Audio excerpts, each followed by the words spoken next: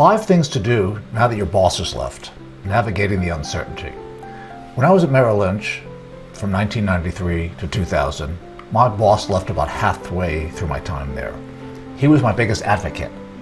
I had a challenging situation to deal with. In this video, I describe what I learned from that process.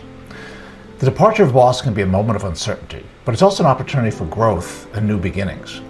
If your boss was the professional who brought you into the firm, and you've now lost your political protection, you really need to think carefully.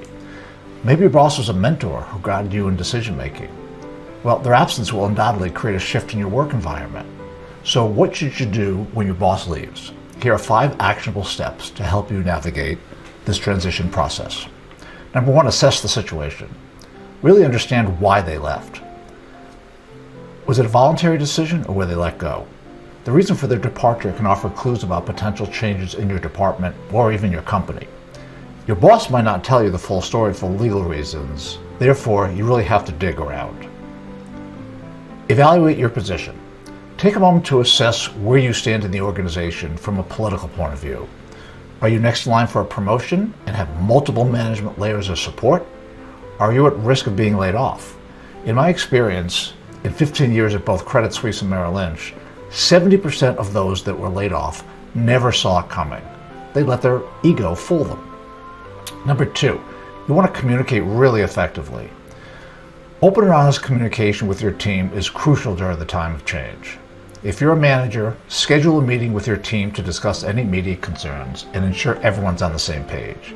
Then take each team member out for a casual beer. You know what? After 3 rounds, you'll get the real scoop of how they're feeling.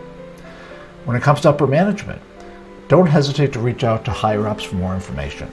They can provide insights into the company's plans and how the change might affect you and the department. At the end of the day, though, be somewhat skeptical as upper management is groomed to speak in circles. Number 3, be proactive. Take initiative. In the absence of a leader, there's often a void that needs filling. This is your chance to step up and show your capabilities. Don't wait to see what senior management will do. Create a game plan and lobby for more senior work.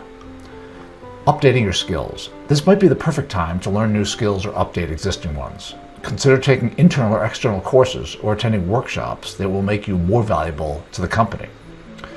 And number 4, prepare for a new boss. Chances are a new boss will be appointed sooner or later.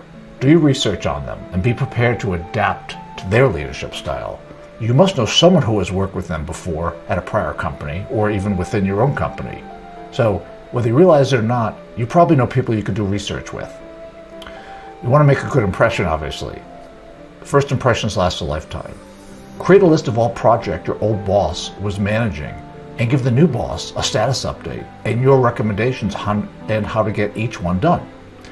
Number 5, reevaluate your career goals. With the departure of your boss, company goals and objectives might have shifted. Make sure your career goals align with these new directions. Maybe consider other opportunities. If the new changes don't align with your career path, it might be time to consider looking for new opportunities. Update your resume and LinkedIn profile and start networking.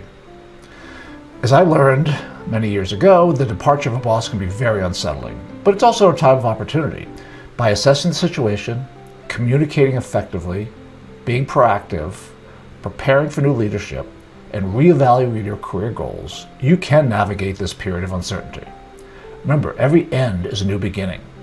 Make the most of this transitional phase to grow both personally and professionally.